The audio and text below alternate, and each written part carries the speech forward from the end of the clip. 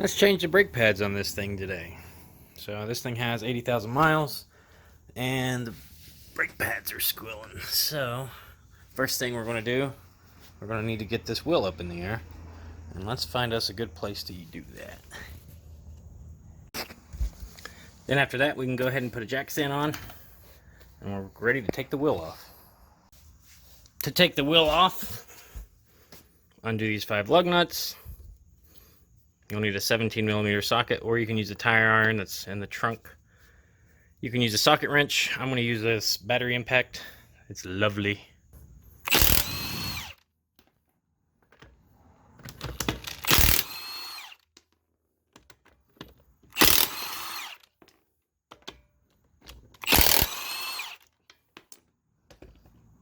Put those out.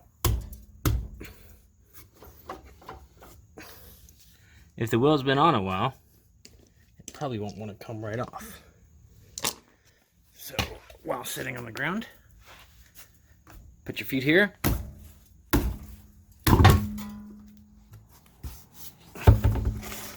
There you go. If you ever want to check your brakes, this is called a brake rotor. This is the caliper, and this is the pad. If you ever know how a bicycle brake works, it just squeezes it like that. This is the same idea, just bigger. But there's usually a little port, and if you look through there, you can see that there's not a lot of material. So this bit is the piston, this is the packing plate, this is the rotor. I know it all kind of looks the same here, but this little bit of material, I'm sure, is what's causing a lot of that noise right now. You want to take out the bolt up here and the bolt down here. These are 14mm. Again, you can use a standard socket, but I've got an auto one. So once I break it loose,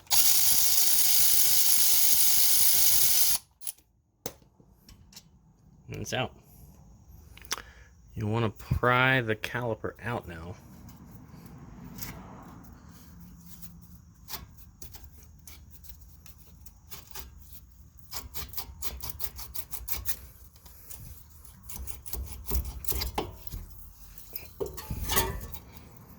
And set it up. You want to tie it and secure it up here because it can pull that brake line, which could be bad. So we'll go ahead and do that. So that's what it'll look like. That way it won't fall and break this line. I use a zip tie. Some people use wire, but I keep zip ties around. Take these pads out. Always keep a janky screwdriver like this that you can just beat on and not care about, because it's great for stuff like this. So this pad's not bad, but that one's dead. In fact, you can see what's making the noise.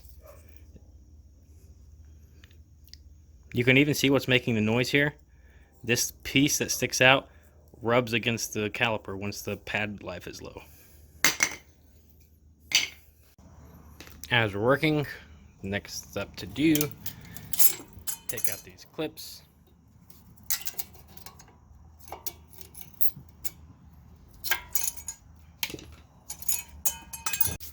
Go ahead and reinstall with the new clips. You don't have to do this. You could probably reuse these clips, but if the kit comes with it, there's no reason not to.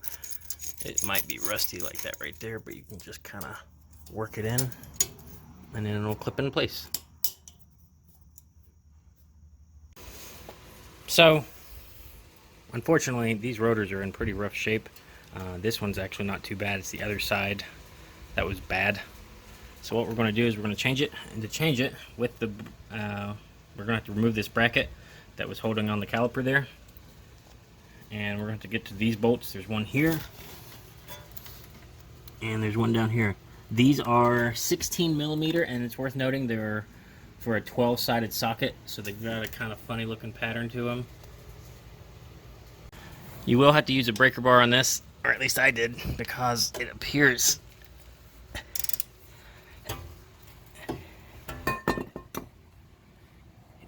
that they actually used red Loctite on assembly, which I will also do on reassembly. But go ahead and get it off. And your rotor is now free. I gave it a few good thwacks with a hammer to break it free because it's typically seized on. But then there's this is a 5mm Allen. You could probably use an Allen wrench you might have floating around from, oh, I don't know, IKEA furniture and stuff. With it off, the rotor is now free. Go ahead and remove it. Save this bolt. We'll go ahead and reinstall it. Clean up this surface if it looks bad. This one looks fine. There's a little bit of rust up here. This plate looks good. And we'll go ahead and start putting the rotor on. Look at that nice new rotor. It'll look just like the old one in a couple of months. But we'll want to go ahead and line it up. And then I realized that this is for keeping it lined up without having lug studs, since it's a lug bolt system, and that way it's not spinning. But go ahead and put that on, tighten it down. So it looked to me that they used thread locker red, so we'll go ahead and do the same thing.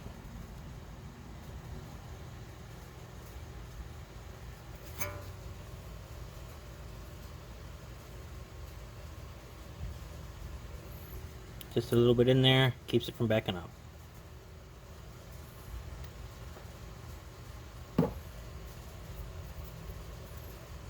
Alright, go ahead, give this a spray down, and we'll start working on reinstalling the new pads.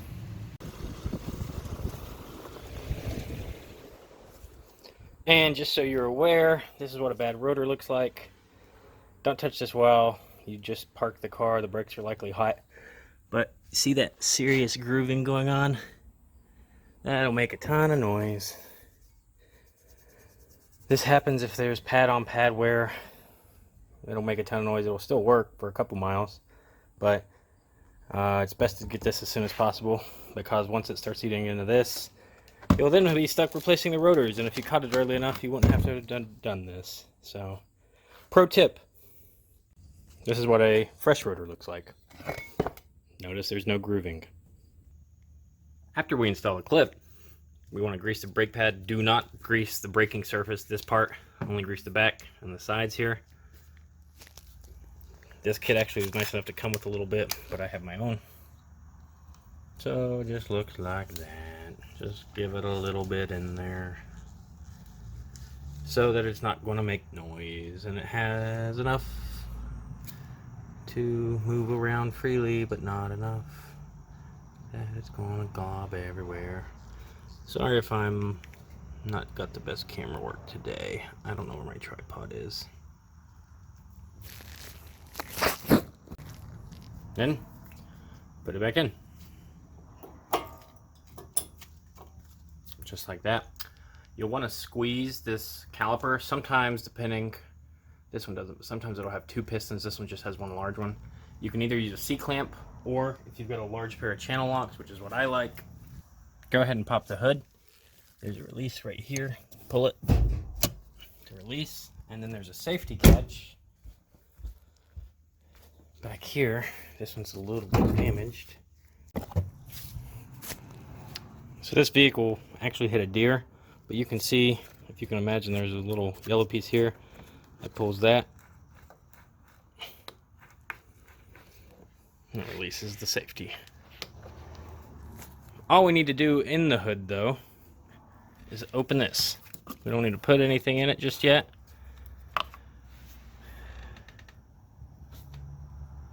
Well, that's good. So just open it so that the system can breathe, and then we're going to squeeze the caliper with our channel locks. It'll look like this.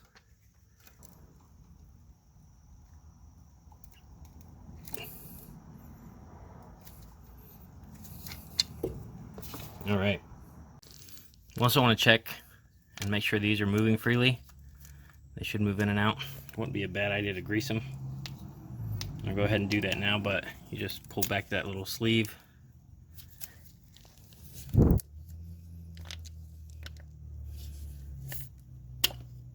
Like that. Go ahead and put some grease on this, just to be safe. All right, go ahead and put the caliper back on. Put these little bolts back on. Again, they're 14 millimeter.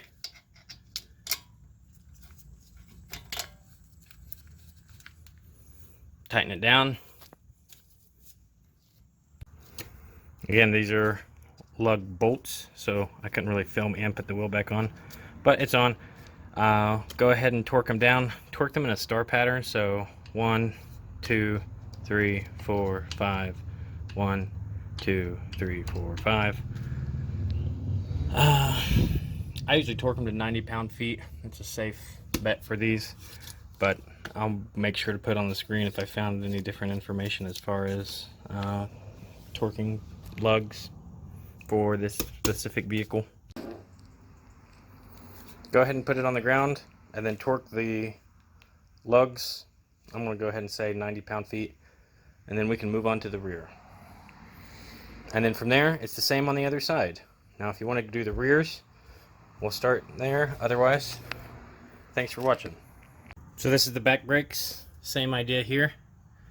We're going to take off these 2 bolts. A couple things worth noting here. Same idea. Removing this bolt. I couldn't fit my socket in, but it's actually a 13. And there's this was actually fighting me. So I had to go and get a 17 to fit on it. You can do it that way too, at least if you have a ratcheting one. And then, it's going to throw it. The only thing worth noting here is this has a automatic park brake. Now they make a special tool for this, but you can use a set of needle nose like I'm doing here. Put it in the grooves, and then you twist clockwise. Ooh, can I get it to do it?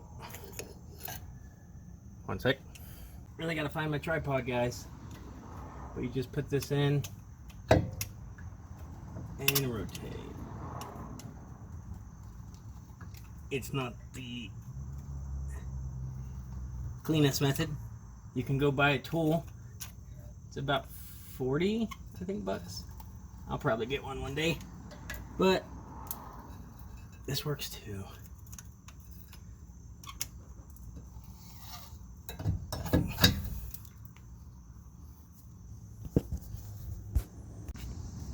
The only thing worth mentioning here is the way the clips go on are a little bit different. I opened up this piece so that I can slide it in, but it should look like that. Okay, put everything back on, put the wheels back on, torque them. That looks like this.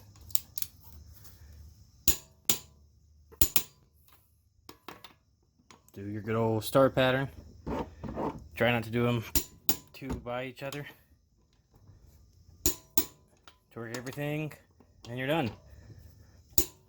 Close the bottle cap back on the brake booster. That cap underneath the trunk we opened, or excuse me, underneath the hood we opened. And you're ready to go. Hope this helps someone. Thanks for watching.